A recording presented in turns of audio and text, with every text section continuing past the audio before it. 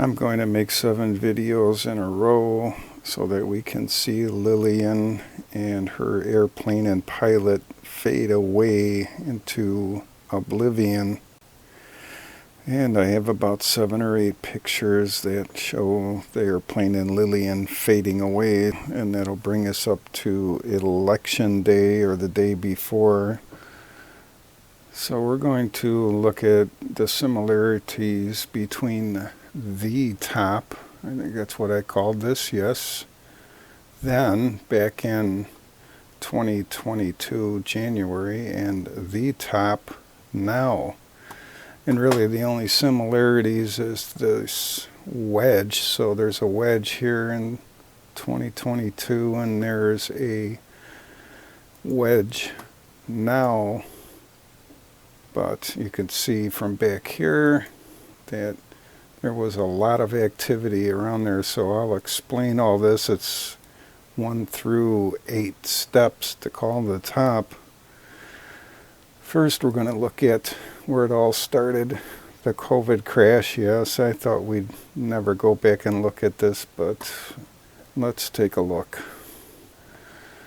So around the beginning of April 2020, people just didn't get the idea that the Fed was going to start cutting rates drastically, and there was fiscal stimulus coming down the pike.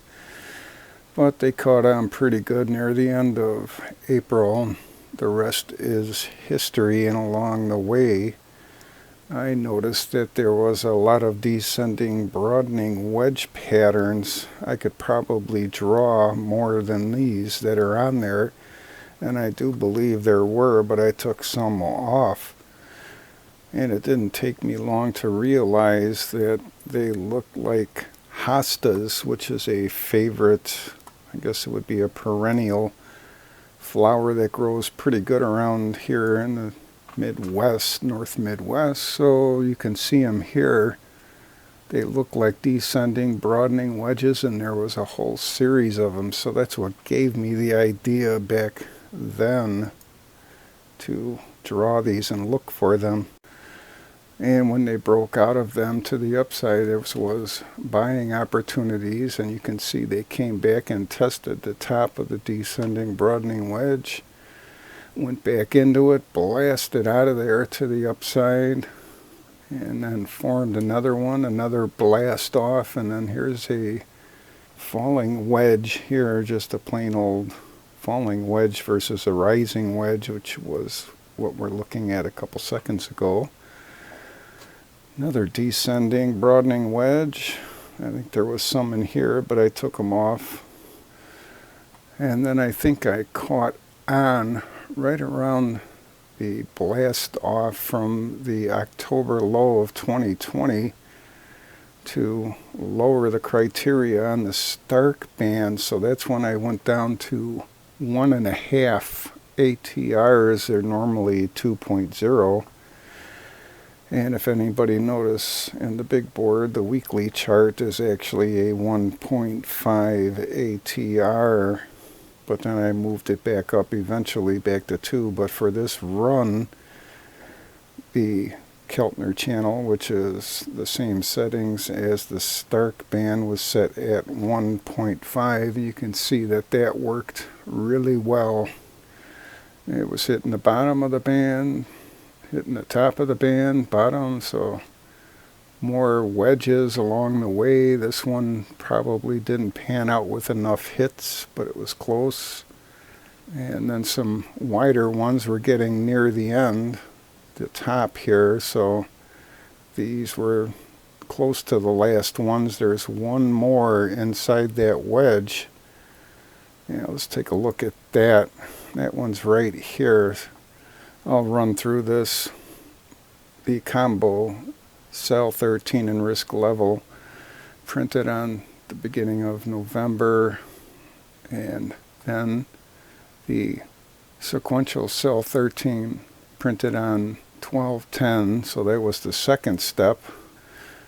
But you can see that when I started this wedge, it was a nice hit here, and then it came back down, and the lower part of this wedge was anchored at the 2 bottoms of the candle wicks here, but they were adjusted when this thing fell off the face of the earth, and the last descending broadening wedge pattern was printed. So you can see it nailed the bottom here, nailed the bottom of the Stark band, and then blasted out of there. And I couldn't believe that it blasted out of there and nailed the bottom of this wedge. And at that time it was actually a little bit above where that line is now, because the line was down here, so I made the adjustment to hit the tops of these candles and wicks here. I mean, this was really a crazy time. Look at this. And it came back down to nail the top of the descending broadening wedge and the lower Stark band again, just like it did the lower one here. It did the same thing on the top, and then back off to the races. And I almost fell out my chair when this thing jumped back up into the wedge. And in step 4, I kind of looked forward after the fact and wrote this extra part, but the current price nailed the upper Stark band right here when it jumped back into it, and then looked like it was going to try and blast out of the wedge actually, and then it found support at the bottom of the wedge in step 5, went back up again. It was a new all-time intraday high, D wave, down C and up 5 printed. And then in step 6B, it came back up and nailed the top of the wedge. And then the very same day, it came back and nailed the bottom of the wedge and ended up as a indecision spinning top. And like it reads here in 7 and 8, that was it. I just shorted the S&P massively. The evidence was too strong that that was the top. And there was a scare here in step 8 where it came back and the risk level for this combo became qualified and confirmed, and that's usually an indication of more upside, more than likely than not.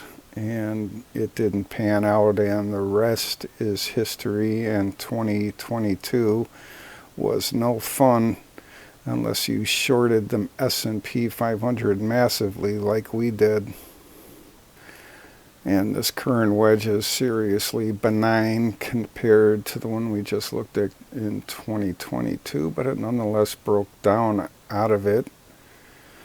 And we have a lot of risk levels and some old levels from the COVID crash era on the daily chart that are coming back into play, which is another thing that just made me shake my head in disbelief. But nonetheless, we're dealing with them here, and everybody should know what those are by now. They've been hanging around. The weekly diamond top extension from 2019, the weekly rising tops trend line from 2016. And there's another one here, rising tops line from 2023. And this propulsion momentum up for 50% is up for qualified and confirmed, so it has to open higher than this close, and you can read the steps here. Step 2, tick higher than that level there, that high, and then step 3, close more than the close of the previous day. So it has its work cut out for it, but if it really does happen, that qualifies and confirms the 50% propulsion exhaustion up, and if it hits that, there's a pretty good chance, more than likely than not, that there'll be some more ensuing upside price action. Not guaranteed, but the odds are in favor a little bit more than not. I talked about it the other day. An ATM long-term overbought pressure alert down printed again. This is the second one, and then it had some downside on the first one and it disappears. So this one comes into play when there is some upside price action closes. Okay, that was the first one. I got to think of 6 more in a row. Every day I got to make something so that we can see Lily and the airplane fade away into a little speck and then nothing. Sort of like the old movie The Fly, if anybody's familiar with that. Any other old timers out there? So let's keep an eye on things here.